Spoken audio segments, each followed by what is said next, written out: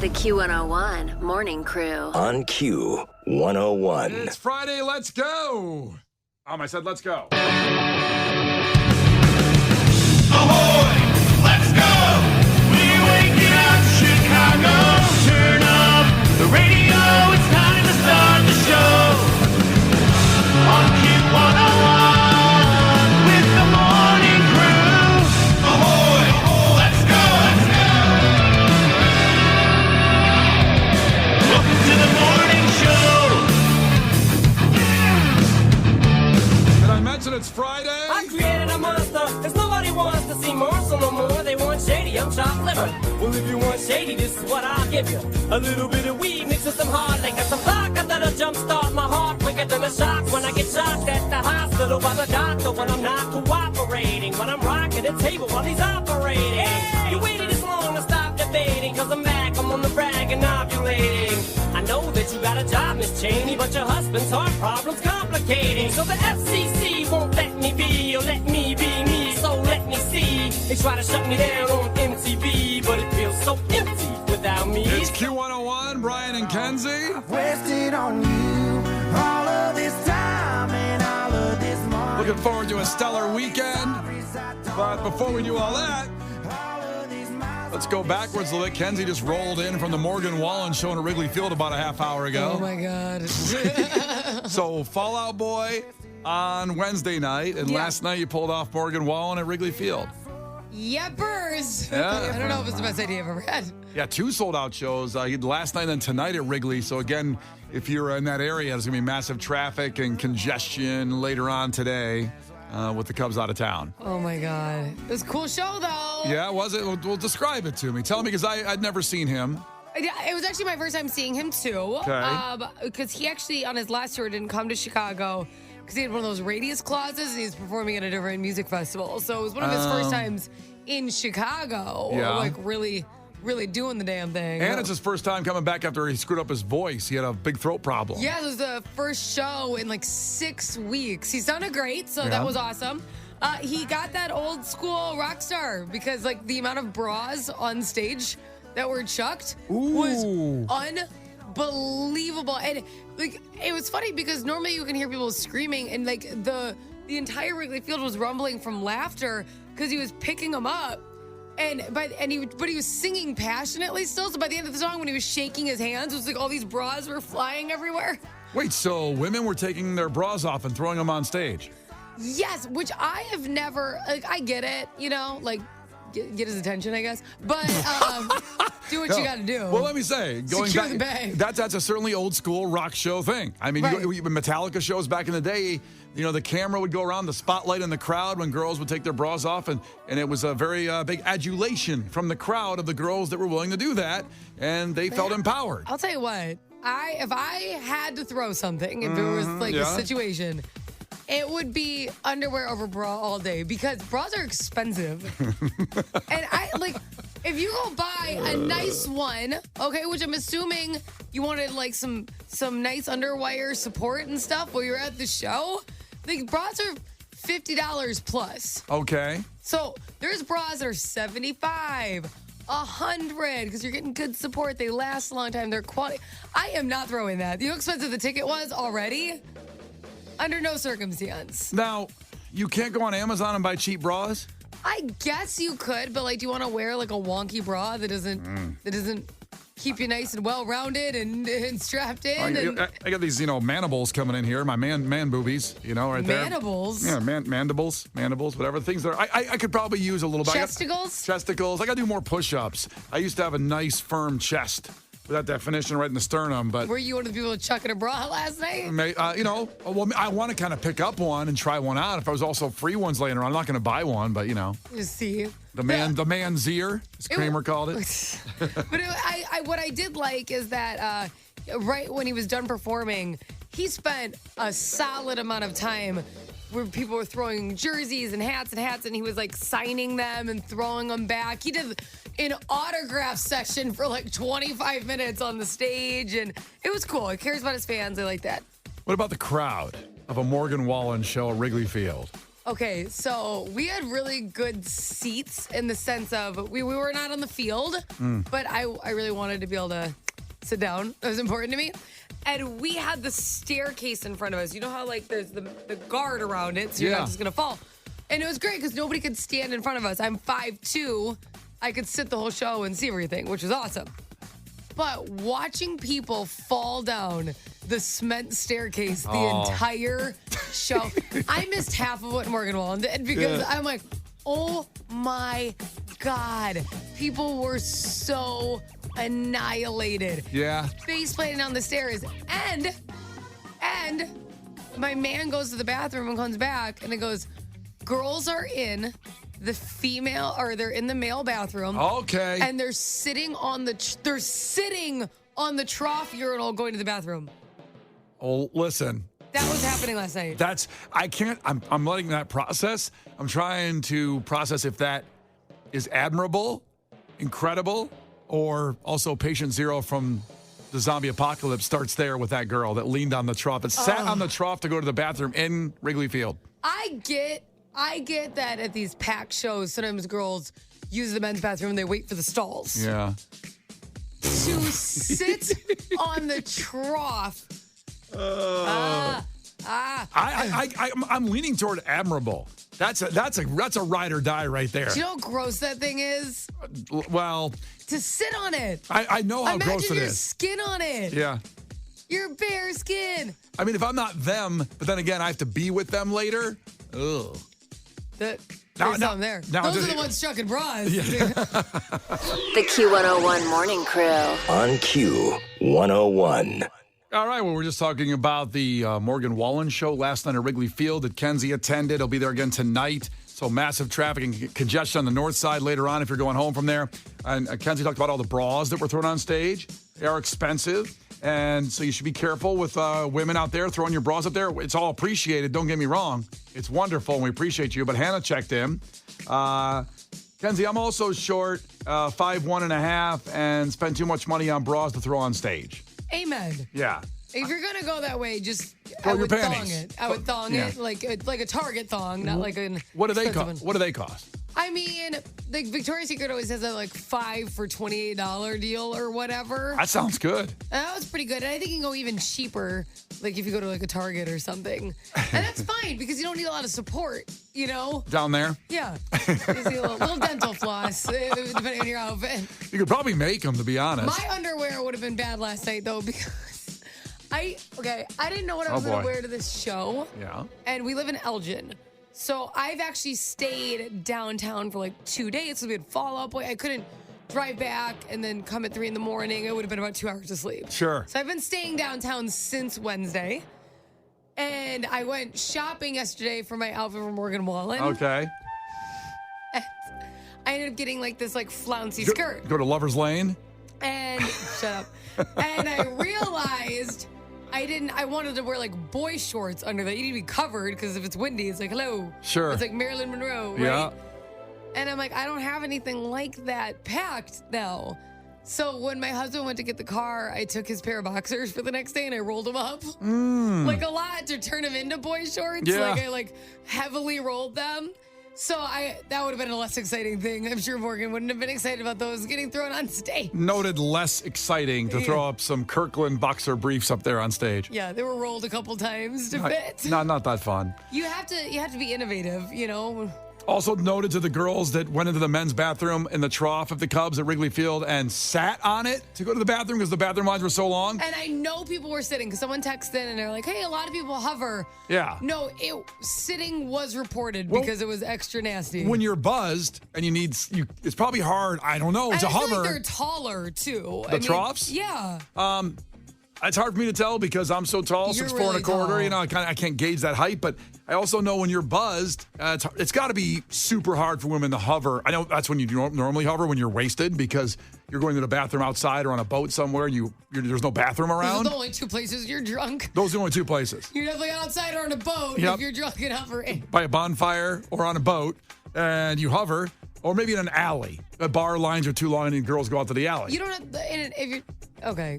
Of course you're hovering in an alley. There's not a seat. That's what I'm saying. Like you go outside of the bar because the line's too long. Most of the time, women try to hover because it's like public seats. It's like, no, But thank you. I guess what I'm trying to say is when you hover, you're always drunk because you're not just going to the bathroom sober hovering. Yeah, you are. Are you? At like a restaurant? A restaurant? There's no bathroom that's nice and clean that you can go into at a restaurant? Well, for me personally, I'm more of a nest maker. Like use lacy stuff. So that way you're like, like those toilet seat things? Like I'm like, Oh, okay. yeah. Yeah, I'm gonna make sure we're good. Because I don't even the hover makes me nervous. I don't want I've to touch it. slipped off with those things, by the way. Slipped off? Slipped right off, went on the floor. That wasn't good. I bet the floor was dirty. It wasn't good. It's Q101. The Q101 Morning Crew. On Q101. The Q101 Morning Crew. On Q101. Well, time for a fact that makes your brain just go. Everybody listening has been in the butt of the bag. What? Everybody. And I'll just lay it right out there. Butt in the bag in French means cul-de-sac. Who hasn't been in a cul-de-sac? Do you live in a cul-de-sac? Is your place in Elgin a cul-de-sac?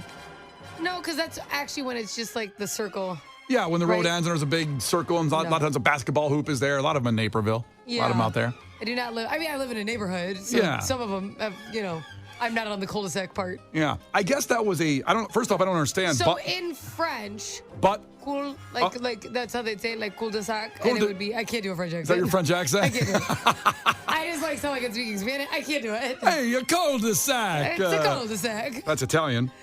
So, butt of the bag is what. Thanks for clarifying. Oh! Cul-de-sac. Butt of the bag means cul-de-sac. Now, I don't know why they ended up calling those things that. Cul-de-sac is the butt of the bag? I'm sure that we, I don't know. We probably called it that. Well, we used to call them dead ends, by the way.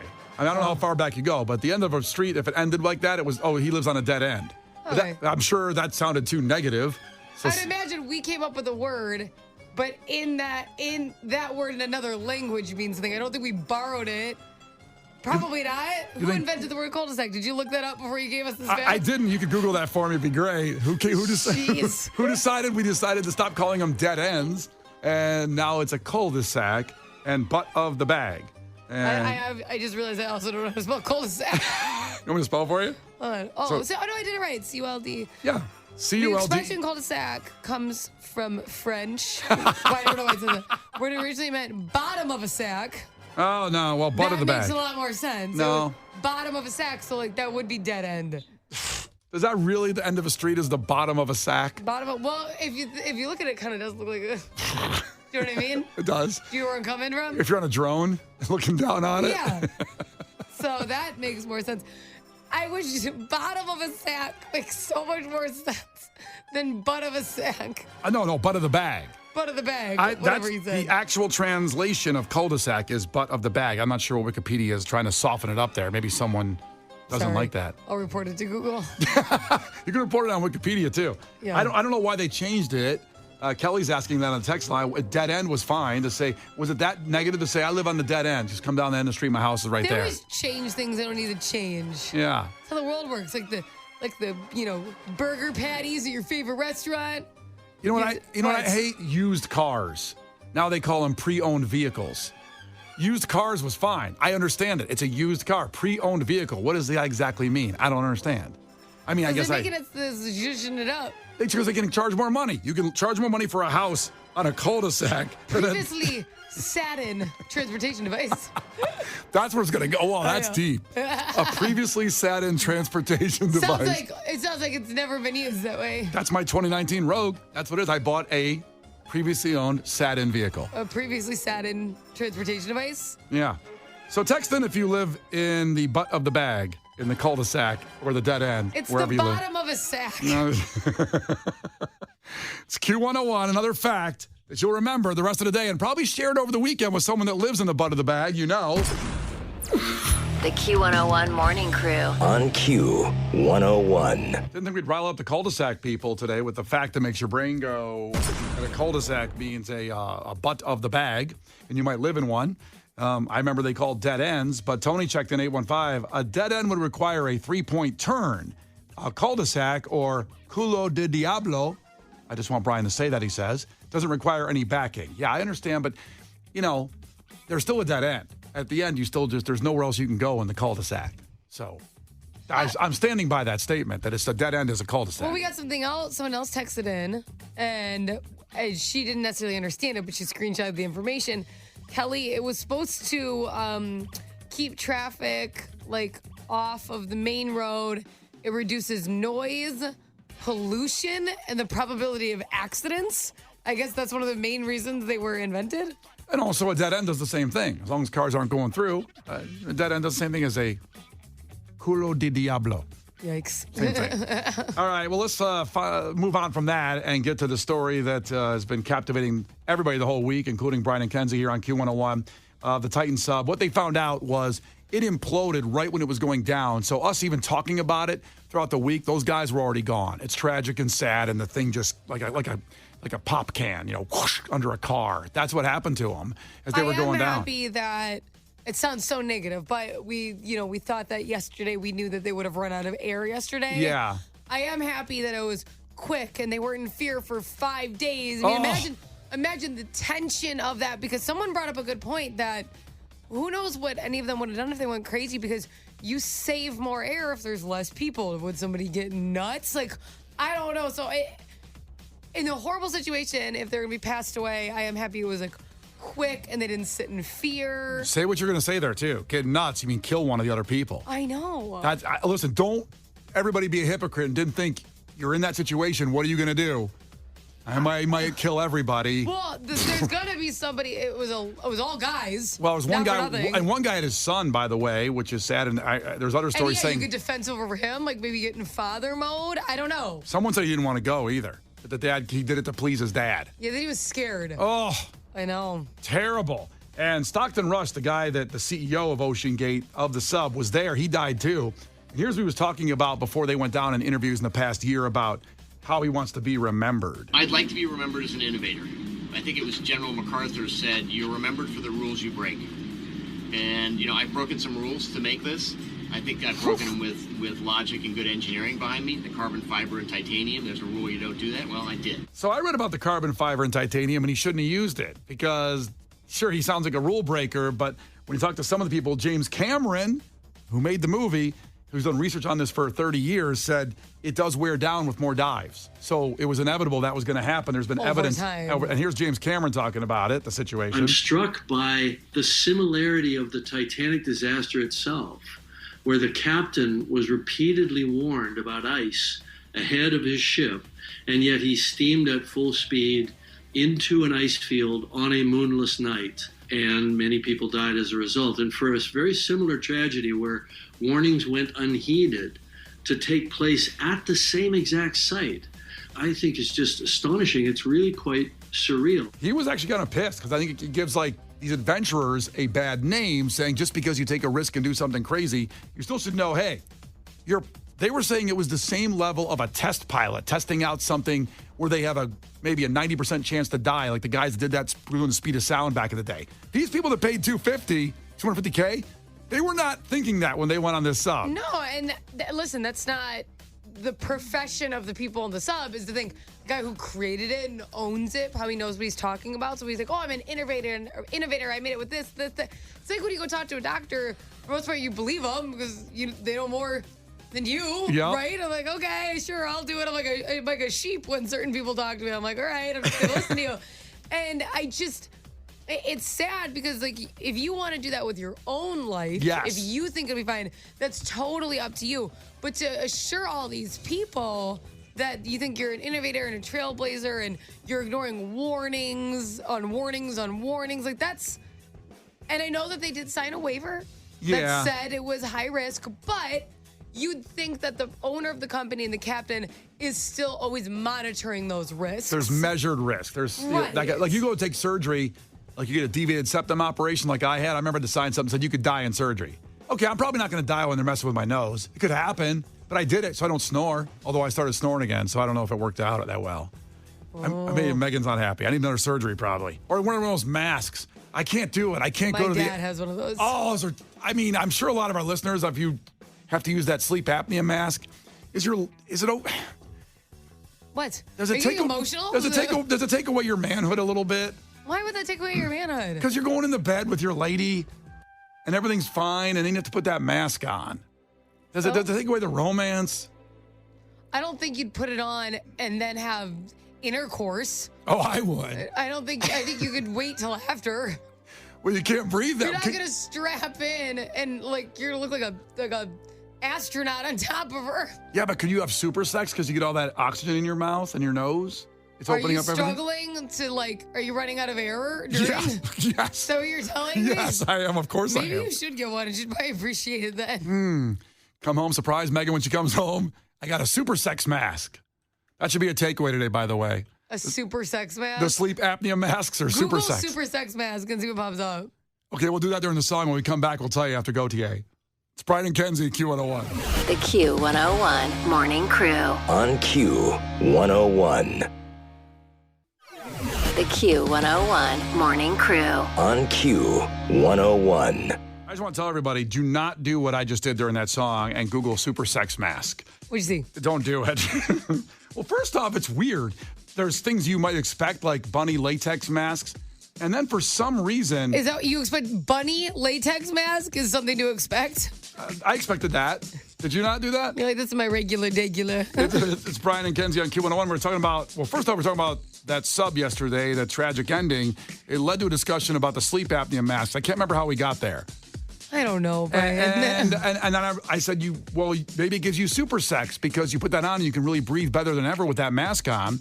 But when you Google super sex masks, like things like realistic latex singer rapper, it's Kanye. There's a Kanye latex mask up here for sex. For sex? Yeah.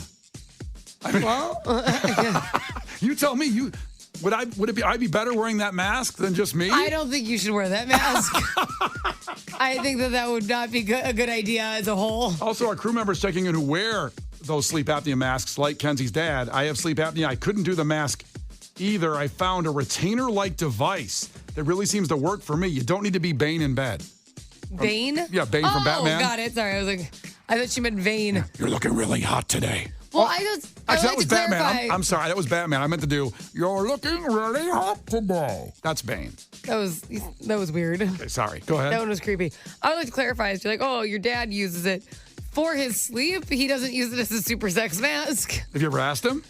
I know he doesn't because it's in a different room than my mom's. The mask is not around her. Oh, they sleep separately? Well, so my dad works really, really late, and my mom likes to be in bed by like 9. Okay. So they'll sleep together when he's going to be like normal hours, but he doesn't come in at like 1 in the morning and wake her up when she's to go to work. That's a secret to a happy marriage, I guess. He's like, no, because my dad used to do like, oh, he's back at 1 in the morning, 2, 3 in the morning, and she'd get up at 6. So he didn't, You think it was really about the mask, though? Your mom didn't want them. She doesn't like that thing around her. This is not headline news. Mark Zuckerberg and Elon Musk are talking about fighting in the octagon. It would be the first time in fight history where all the spectators are rooting for both fighters to lose. Today is National Detroit-Style Pizza Day. What makes it Detroit-style is that it's stolen. Today is National Family-Owned and Operated Business Day. It's the day Amazon targets the mom-and-pop shops they plan to destroy next. And Minneapolis will be called Swifty-apolis while Taylor Swift's there. God. And a Texas city hosting a Sugar Ray concert changed its name to Fort Worthless. This is not headline news. The Q101 Morning Crew. On Q101.